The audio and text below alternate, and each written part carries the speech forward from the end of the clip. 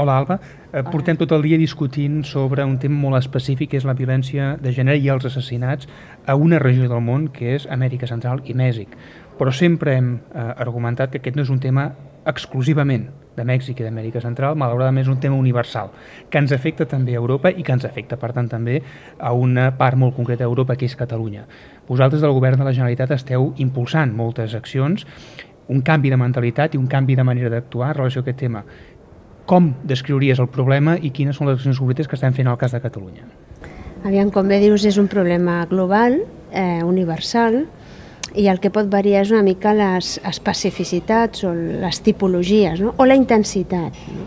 Perquè, per exemple, una de les modalitats de la violència de gènere o basada en el gènere és tot aquella que s'exerceix a la parella, i això existeix arreu del món, en totes les cultures, tots els grups socials i per totes les edats. Per tant, crec jo que és una d'aquestes violències més transversals i més universals, no? Què es pot fer davant d'un fenomen que és així, però que, o sigui, un fenomen global, però que tu, a nivell local, has d'enfrontar-t'hi, no? Doncs el govern ja fa temps que dins de les polítiques públiques de gènere, es podria dir, no?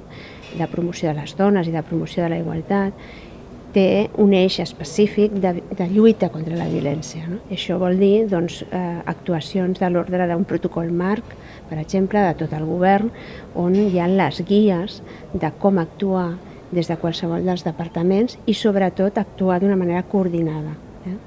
Després, una altra de les coses que s'han impulsat des del govern de la Generalitat ha sigut la llei integral, no es diu integral, la llei del dret de les dones a erradicar la violència masclista, que ha estat una llei que es va trigar una mica, no?, en la seva elaboració, però que un cop aprovada unànimement pel Parlament dona moltes eines per qualsevol dels departaments de la Generalitat per poder fer estratègies o poder actuar, no? En aquest sentit, clar, l'únic departament que inclús ha creat un programa estratègic dins del Departament per lluitar contra la violència és el Departament d'Interior, Relacions Institucionals i Participació. I una mica també per donar exemple de que qualsevol política pública pot establir una estratègia contra la violència, i concretament les polítiques públiques de seguretat són un marc idoni, necessari, prioritari per lluitar contra un problema de seguretat pública, que és la violència. Sí.